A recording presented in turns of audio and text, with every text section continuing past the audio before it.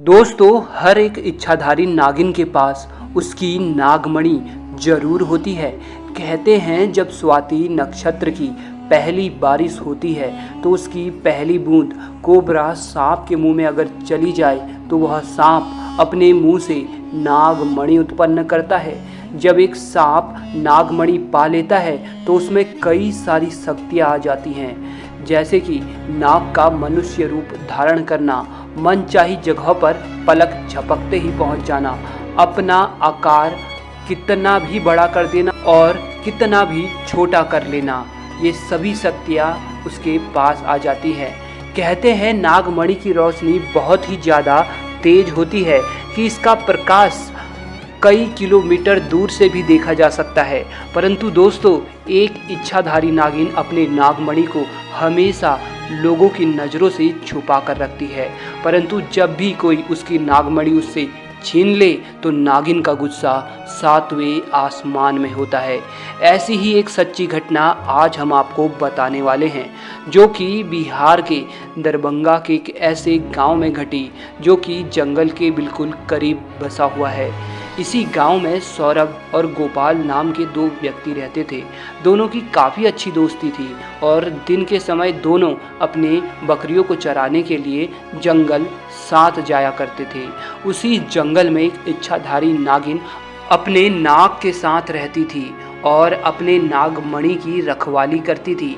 एक बार गोपाल की एक बकरी घने जंगलों के अंदर चली गई तो गोपाल ने सौरभ से कहा कि तुम आज मेरी बाकी बकरियों को अपने बकरियों के साथ घर ले जाओ, मैं तो अपनी उस बकरी को ढूंढ के ले आता हूँ जो शायद जंगल में थोड़ा अंदर चली गई है। उधर नागिन भी अपना भेष बदल कर तथा मनुष्य रूप धारण कर नाग को नागमणि की रक्षा के लिए छोड़ गांव में भ्रमण को निकल गई।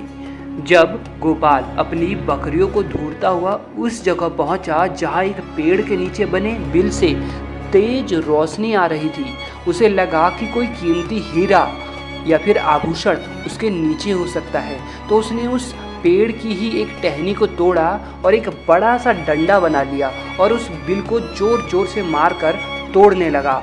उस बिल को तोड़ते समय गोपाल बहुत तेजी से डंडे का वार कर रहा था, जिसमें से दो चोट नाग के बिल के अंदर मौजूद नाग को भी लग गई और नाग ने उसी समय अपना दम तोड़ दिया। जब गोपाल ने मरे हुए नाग को देखा और उसके पास तेज चमकती मणि को देखा तो वो समझ गया कि वो चमकती चीज नागमणि ही है। उसने पहले नाग को डंडे से हिलाया और यह सुनिश्चित किया कि नाग मर गया है या जिंदा है।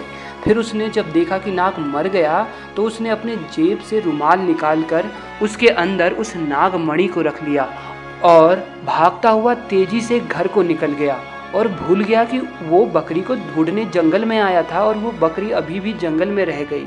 इधर जब नागिन वापस अपने बिल की तरफ लौटी तो जैसे ही उसने नागमणि गायब पाई और अपने नाग को मरा हुआ देखा तो वह गुस्से में आग बबूला हो गई। उसने अपनी शक्ति से नाग की आंख में देखा और जान लिया कि ये हरकत किसकी है। गोपाल ने बहुत बड़ी गलती कर दी थी कि उसने नाग के शरीर को वैसे ही उस जंगल में छोड़ दिया था। अगर वह नाग के शरीर को उसी समय जला देता तो शायद नागिन को गोपाल के बारे में पता ही नहीं चलता। उधर गोपाल बहुत खुश था क्योंकि उसे दुनिया की सबसे शक्तिशाली चीज नागमणि जो मिल चुकी थी। गोपाल जब घर पहुंचा तो सबसे पहले उसने नागमणि अपने हाथ में पकड़ी और यह इच्छा जताई कि उसकी खोई हुई बकरी उसे मिल जाए। दोस्तों, चमत्कार हुआ कि अगले ही पल वह बकरी उनके घर के दरवाजे पर थी। गोपाल ये सब देखकर बहुत खुश हो गया। उसने नागमणि की सहायता से अपने घर को ही बदल दिया और अब वह गांव का सबसे अमीर इंसान बन चुका था और वह केवल और केवल नागमणि की मदद से। उधर नागिन अपने नाग का बदला गोपाल से लेने के लिए बेकरार थी, परंतु वह विवश थी क्योंकि गोपाल के पास नागमणि थी और वह तब तक गोपाल को नुकसान नहीं पहुंचा सकती थी जब तक उसके आसपास वो नागमणि हो। दोस्तों, कहते हैं कि इच्छाधारी नागिन बगैर नागमणि के भी कोई भी रूप धारण कर सकती है। अपनी इसी शक्ति का फायदा उठाकर नागिन ने एक सुंदर कन्या का रूप धारण किया और गोपाल किसी काम से दूसरे गांव जा रहा था तो उसके बीच रास्ते में बैठ गई और रोने लगी। जब गोपाल ने देखा एक बहुत ही सुंदर स्त्री रो रही है तो वह तुरंत बैलगाड़ी से नीचे उतरा और पूछा कि आप रो क्यों रही हो। तो नागिन के भेष में उस स्त्री ने कहा, मेरा नाम पायल है और मैं अपने पति के साथ दूसरे गांव में रहती थी, परंतु कल वह एक अन्य स्त्री के साथ शादी करके आ गया और मुझे मार मार कर घर से बाहर निकाल दिया है। मैं बेसहारा हूँ, लाचार हूँ। गोपाल को उस स्त्री पर तरस आ गया और उसकी सुंदरता से गोपाल बहुत आकर्षित भी हुआ।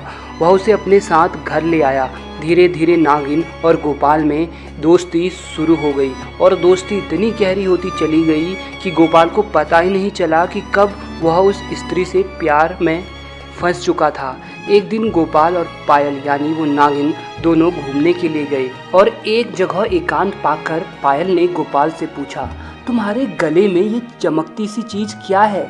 तो गोपाल बोला, कुछ नहीं, एक साधारण सा आभूषण है, मुझे बहुत अच्छा लगा इसलिए मैं इसे गले में पहनता हूँ। दोस्तों, ये वही आभूषण था जो नागमणि के नाम से पुकारा जाता है। तब पायल बोली, क्या तुम कुछ समय के लिए मुझे ये दिखा सकते हो, क्योंकि मुझे इसकी चमक बहुत भाती है। मैं देखना चाहती हूँ कि आखिर मेरे गले पर ये कैसा लगता है। इस पर गोपाल चिल्लाते हुए बोला, नहीं, मैं तुम्हें ये नहीं दे सकता हूँ, इसके बदले तुम कुछ भी मांग लो, मैं तुम्हें दे दूँगा। इस पर पायल एकदम से गुस्सा होकर बोली, गोपाल, तुम तो कहते हो कि तुम मुझे अपने जान से भी अधिक प्यार करते हो और मैंने बस एक तुम्हारे गले की यह माला क्या मांगी। इस तुच्छ सी चीज़ के लिए तुम मुझे मना कर रहे हो और मुझ पर गुस्सा कर रहे हो।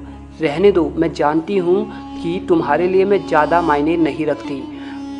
परंतु गोपाल ने फिर न चाहते हुए भी अपनी वह माला निकाली और पायल को देते हुए बोला, ठीक है, कुछ समय के लिए तुम इसे पहन सकती हो, परंतु ध्यान से। पायल के हाथ में जैसे ही वो नागमणि आई, पायल का रूप एकदम से बदलने लगा। केवल एक पल में ही पायल एक सुंदर कन्या से एक भयानक कन्या के रूप में परिवर्तित हो गई। उसका चेहरा बिल्कुल नाग सा हो गया और उसने कई बार गोपाल को डसा और डस कर उसे मार डाला। नागिन का इंतकाम पूरा हो चुका था, उसने अपने नाक का बदला ले लिया था। तो दोस्तों, कभी भी एक नागिन के नाक को नहीं मारना चाहिए और साथ ही नागिन के नागमणि को तो भूल से भी नहीं छूना चाहिए, अन्यथा वह नागिन 7 जन्मों तक उस व्यक्ति का पीछा करती रहती है।